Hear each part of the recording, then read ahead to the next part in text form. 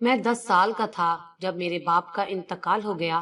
اس کے بعد میری ذمہ داری میری ماں پر آ گئی تھی اور سارے خاندان والے اور رشتے داروں نے ہمارا ساتھ چھوڑ دیا تھا۔ ان دنوں میں بہت سمجھدار تو نہیں تھا، لیکن میں نے اکثر چھپ چھپ کر اپنی ماں کو روتے دیکھا تھا۔ سوکھی روٹی کے ٹکڑے وہ مجھے پانی میں بھگو کر کھلاتی اور خود شاید بھوکی ہی سو جاتی تھی۔ ہم بڑے مشکل حالات سے گزر رہے تھے۔ میں سرکاری اسکول جاتا تھا، اس لیے تعلیم میں کوئی رکاوٹ نہیں آئی تھی۔ اماں نے کچھ گھروں میں کام کاج شروع کیا تھا تاکہ گھر کا گزر بسر ہو سکے، لیکن پھر ایک دن میں نے دیکھا کہ اماں کام سے لوٹی تو اپنے کمرے میں بند ہو کر زاروں قطار رونے لگی۔ میں گھبرا کر اماں کے پاس گیا تو اماں نے مجھے سینے سے لگایا اور بنا کچھ کہے روتی چلی گئی۔ اماں کا سفید چہرہ رو رو کر سرخ ہو چکا تھا، آنکھیں سوج رہی تھی، لیکن ان کے منہ پر کوئی لفظ نہیں تھا۔ میں نے کتنی ہی بار پوچھا اماں کیا ہوا ہے، لیکن اماں نے کوئی جواب نہ دیا۔ اور پھر میں نے دیکھا کہ اگلے دن سے اماں نے لوگوں کے گھروں کا کام چھوڑ دیا تھا۔ ایسا کیوں ہوا تھا میں نہیں جانتا تھا، پتہ نہیں وہ کون سی بات تھی جو اماں مجھے بھی نہیں بتا سکی تھی۔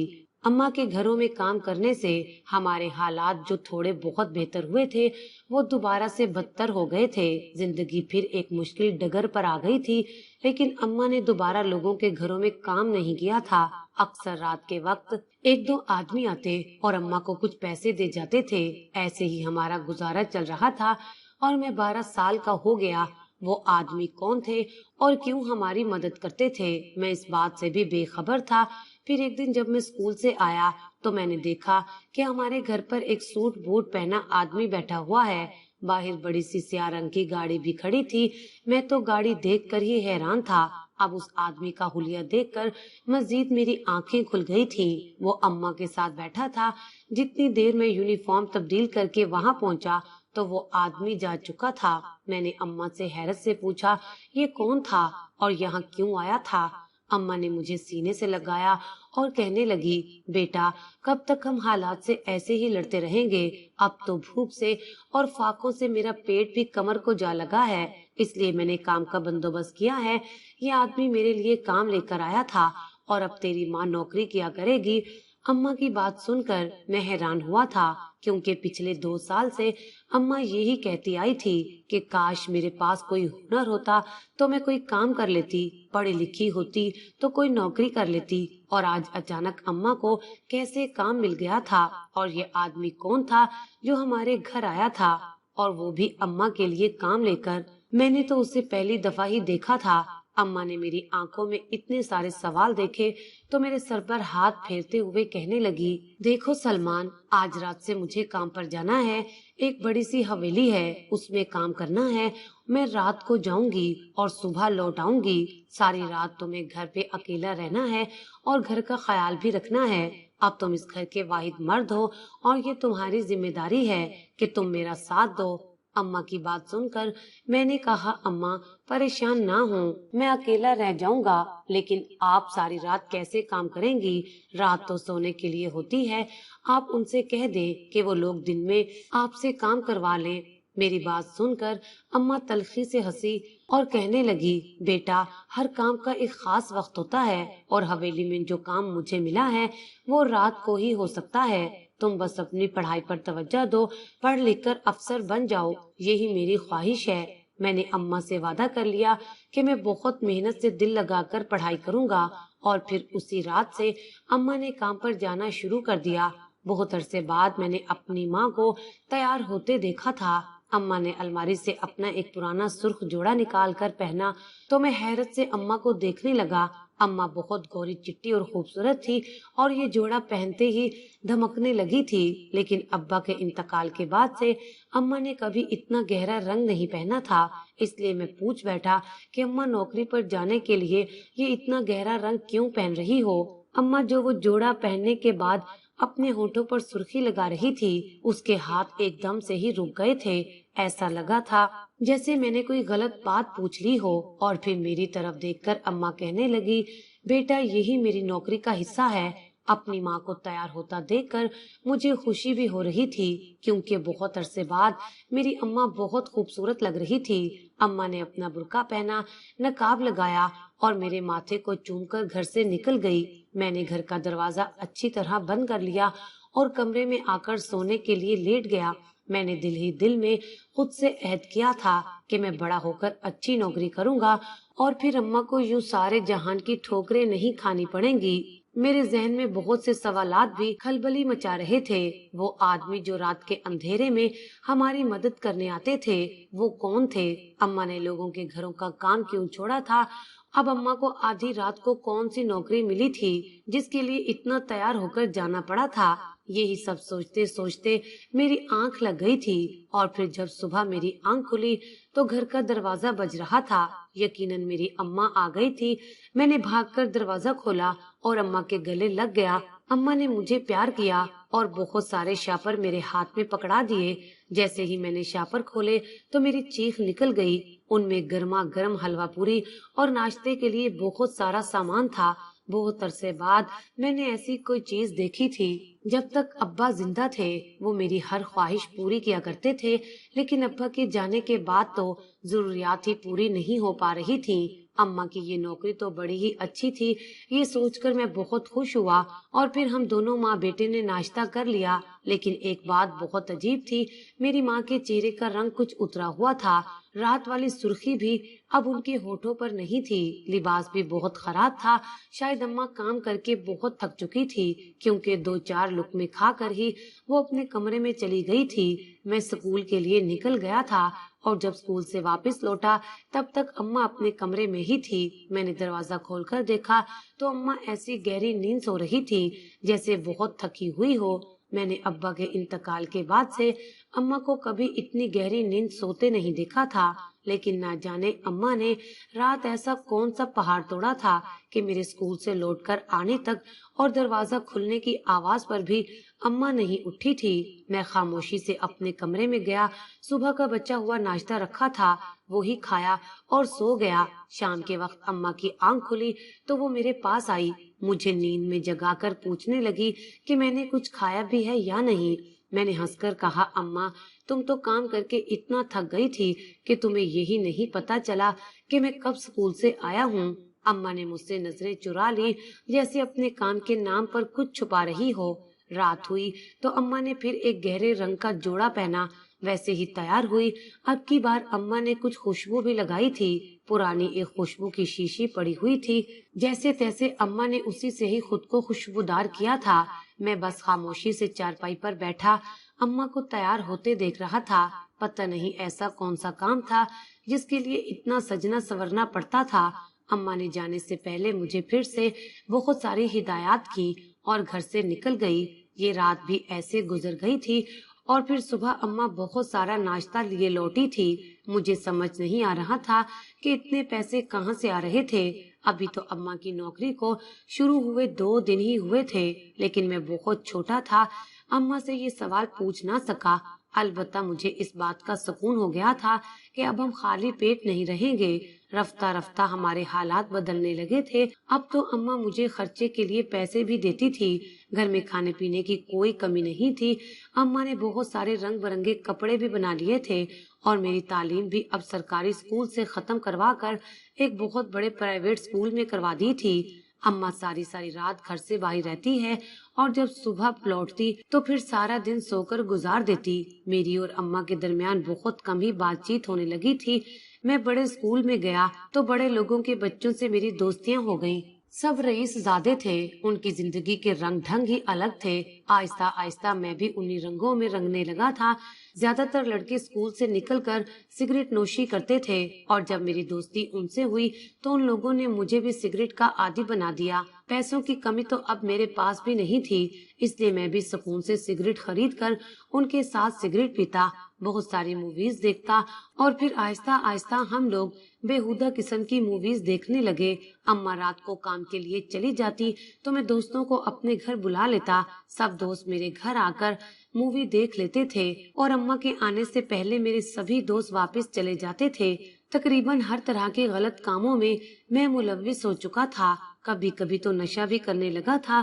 بس اتنی احتیاط کرتا کہ اماں کو میری ان سرگرمیوں کا پتہ نہ چلے، لیکن ماں تو ماں ہوتی ہے، اسے اولاد کے بارے میں خود بخود ہی اندازہ ہو جاتا ہے ایک صبح میری اماں گھر آئی تو میں اپنے کمرے میں تھا۔ ماں ناشتہ رکھ کر میرے پاس آئی اور پھر ایک دم ہی ان کے چہرے کا رنگ بدل گیا۔ وہ مجھ سے پوچھنے لگی، تم ساری رات کیا کرتے رہتے ہو؟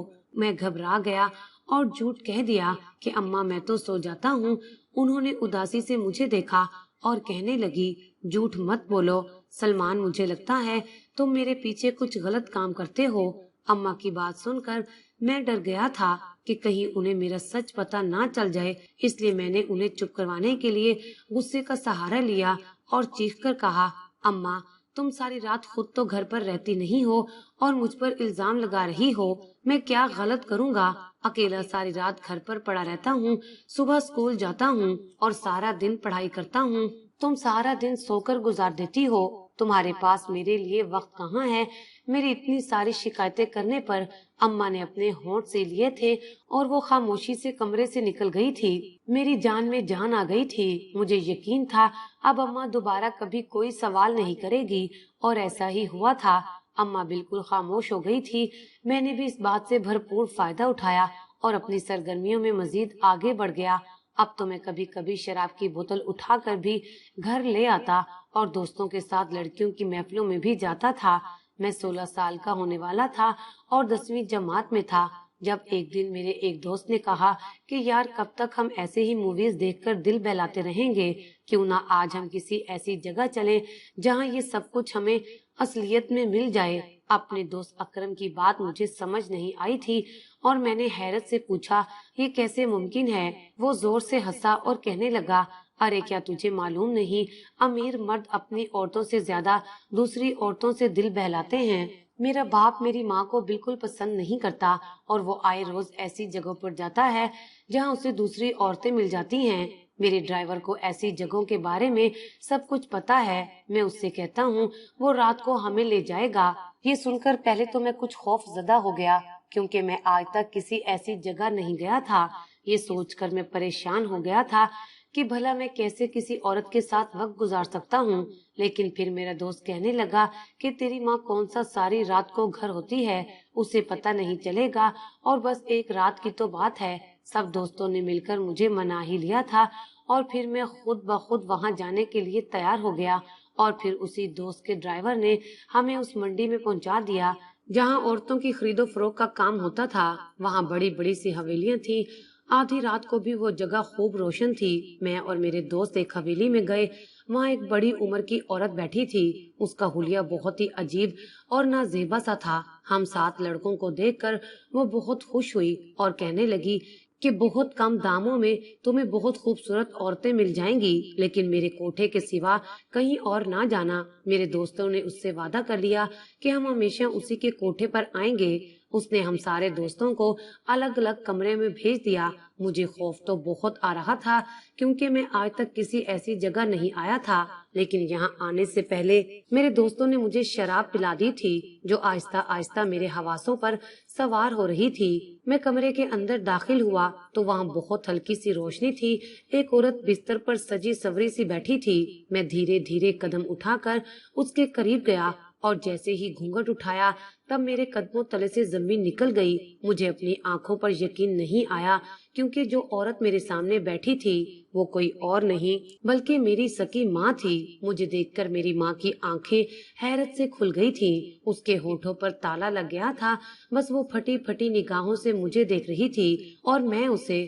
ہم دونوں کے درمیان خاموشی تھی اور وہ خاموشی موت سے زیادہ خطرناک تھی۔ کتنی دیر ایسے ہی گزر گئی تھی اور پھر میں نے بڑی مشکل سے ہکلاتے ہوئے اپنی ماں سے پوچھا تھا، اماں تم یہاں کیا کر رہی ہو؟ یہاں پر تمہارا کیا کام ہے؟ تم نے تو کہا تھا کہ تم نوکری کرتی ہو، پھر یہاں کیا کر رہی ہو؟ اماں کی آنکھوں سے آنسو بہنے لگے۔ انہوں نے میری بات کا کوئی جواب نہ دیا تو مجھے غصہ آ گیا۔ میں نے اماں کے بال پکڑ لیے اور نفرت سے پوچھا، بتاؤ اماں تم یہاں کیا کر رہی ہو؟ کیا تم ایک طوائف ہو؟ اماں پھر بھی خاموش رہی۔ میری آنکھوں سے آنسو بہنے لگے تھے۔ میں جان گیا تھا کہ میری اماں رات کے اندھیرے میں کیا کام کرتی ہے۔ وہ کون سی نوکری تھی جس نے ہمارے حالات اتنی تیزی سے بدل دیے تھے؟ مجھے یقین نہیں آ رہا تھا کہ اماں اس قدر گر سکتی ہے۔ اماں نے میری آنکھوں میں اپنے لیے نفرت دیکھی تو فوراً سے روتے ہوئے کہنے لگی، سلمان مجھے غلط مت سمجھو، بہت مجبوری میں نے یہ قدم اٹھایا تھا، صرف تمہاری خاطر، تمہارے مستقبل کی خاطر میں نے اپنا آپ بیچ ڈالا تھا۔ میں نے حقارت سے اپنی ماں کو دیکھا اور کہا، اماں، کیا پورے زمانے میں کوئی ایک کام بھی ایسا نہیں تھا جو تم عزت کے ساتھ کر لیتی؟ کیا تمہارے جسم کا سودا کر کے ہی ہمارا مستقبل خوشحال بننا تھا؟ اماں روتے ہوئے کہنے لگی، میں نے بہت کوششیں کی تھی لیکن کچھ نہیں بن سکا۔ تمہارے ابا کے مرنے کے بعد مرد بھوکے بھیڑیوں کی طرح مجھ پر حملہ آور ہونے لگے تھے۔ میں پڑھی لکھی نہیں تھی، میرے پاس کوئی ہنر نہیں تھا، کم عمری میں میری شادی کر دی گئی تھی، اس لیے جب تمہارا باپ گزرا تو میں نے لوگوں کے گھروں میں کام کاج شروع کر دیا۔ تمہیں معلوم ہے کہ ہر گھر میں کوئی نہ کوئی مرد ہوتا ہے جس کی گندی نظر میرے وجود کو کھانے لگتی تھی، اور پھر آہستہ آہستہ ان مردوں کو جب بھی موقع ملتا وہ میری عزت سے کھیلنے لگتے۔ انہی سب چیزوں سے تنگ آ کر میں نے لوگوں کے گھروں میں کام کرنا چھوڑ دیا تھا۔ اس کے بعد تمہارے ابا کے 2 دوست میری مدد کرنے کے لیے آئے تھے۔ مجھے لگا تھا وہ ہماری ہمدردی میں آتے ہیں، انہیں ہمارا خیال ہے، لیکن کچھ دنوں کی مدد کے بعد انہوں نے اپنے اصلی رنگ دکھانا شروع کر دیے۔ وہ جان بوجھ کر رات کے اندھیرے میں آتے اور پیسے دینے کے بہانے میری عزت سے کھیلتے تھے۔ پہلے تو میں انہیں ٹالتی رہی اور پھر تمہاری خاطر ان سے پیسے لیتی رہی، لیکن پھر وہ حد سے گزرنے لگے تو میں نے ان کا سہارا بھی چھوڑ دیا۔ کیا تمہیں یاد ہے کہ ہمارے گھر فاقے ہونے لگے تھے، ہم دونوں بھوکے رہنے لگے تھے، کسی کو ہمارا خیال نہیں تھا، اس وقت کوئی نہیں تھا جو ہماری مدد کرتا، اور پھر ایسے میں ایک روز ایک آدمی ہمارے گھر آیا۔ اسے کسی طرح پتا چلا تھا کہ میں بیوہ ہوں اور بہت مجبور ہوں۔ اس نے مجھ سے کہا، اگر عزت بیچنی ہی ہے تو مہنگے داموں پر بیچو، لوگوں کے گھروں میں کام کر کے چند پیسوں کی خاطر عزت بیچنے کی کیا ضرورت ہے؟ میں اس وقت تک حالات سے اس قدر پریشان آ گئی تھی کہ بنا سوچے سمجھے ہی ہاں کر بیٹھی، اور پھر ایک ہی رات کے بعد مجھے اتنا پیسہ ملا کہ میں حیران رہ گئی۔ میں ناشتہ لے کر صبح گھر پہنچی تو تمہارے چہرے کی خوشی نے مجھے اس راستے پر چلنے کے لیے مجبور کر دیا تھا۔ میں تمہیں ایسے ہی خوش دیکھنا چاہتی تھی اور اسی لیے ہر رات اپنے آپ کا سودا کرنے لگی۔ ہم جو کھاتے ہیں، جس گھر میں رہتے ہیں، وہ سب کچھ یہی عزت بیچ کر ملتا ہے۔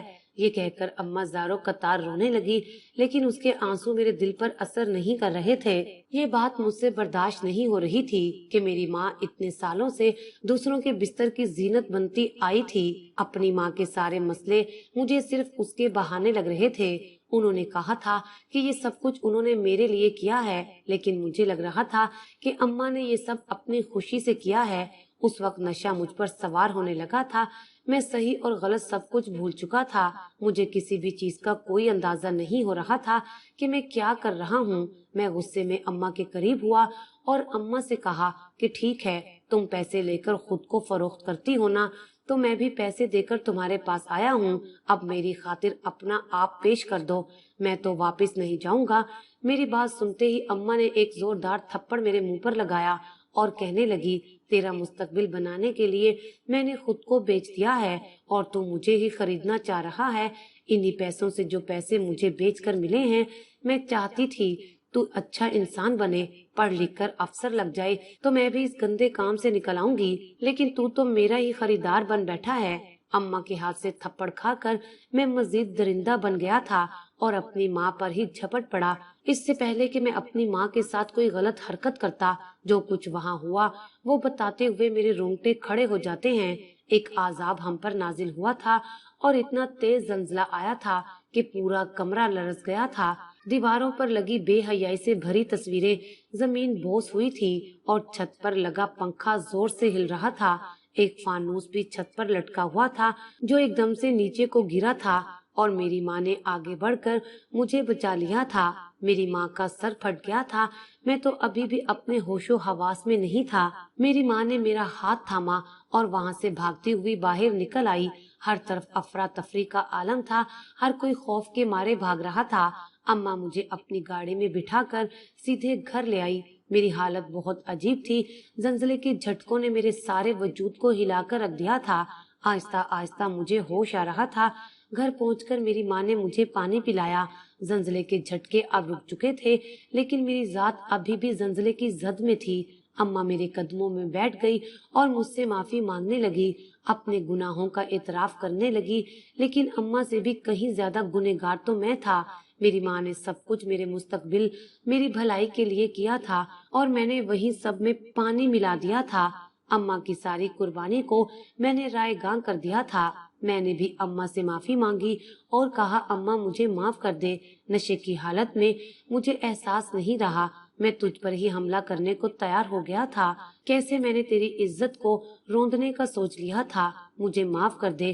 اماں نے میرے جڑے ہوئے ہاتھ پکڑ لیے اور کہنے لگی، میں نے تجھے حرام کا نوالا کھلایا تھا، پھر میں کیسے سوچ لوں کہ تو حلال راستے پر چلے گا؟ تیرے پیٹ میں ہر نوالا حرام کا ہے، اس لیے تو تجھے حرام اور حلال کی پہچان نہیں رہی اور اپنی ماں کے گریبان پر ہاتھ ڈالنے سے بھی باز نہیں آیا۔ مجھے معاف کر دے، میں آج کے بعد کوئی غلط کام نہیں کروں گی، کبھی تجھے حرام کا نوالا نہیں کھلاؤں گی، ہم دونوں خوب محنت کریں گے۔ میں نے بھی اماں سے وعدہ کر لیا تھا کہ اب میں کبھی اماں کو نہیں تنگ کروں گا، کوئی فرمائش نہیں کروں گا۔ میں 16 سال کا جوان لڑکا ہو چکا تھا، اب میں محنت مزدوری کرنے کے قابل تھا۔ جو وقت گزر گیا تھا ہم دونوں اسے بھولنے کو راضی تھے، بس اب ہم نے اپنے رب سے معافی مانگ لی تھی تاکہ ہمارے ماضی سے سارے گناہ دھل جائیں۔ میں بس آپ لوگوں سے یہی گزارش کرنا چاہتا ہوں کہ اپنی اولاد کو کبھی حرام کا نوالا نہ کھلائیں، کیونکہ حرام کھانے والی اولاد کبھی حلال کام نہیں کر سکتی، اور اس معاشرے میں موجود بیوہ عورتوں کو جینے کا حق دیں، انہیں اس قدر پریشان نہ کریں کہ وہ خود جسم فروشی کے اڈوں پر پہنچ جائیں۔ یہ معاشرہ ہم انسانوں سے بنا ہے اور ہمیں خود اس معاشرے کو انسانوں کے لیے بہتر بنانا ہوگا۔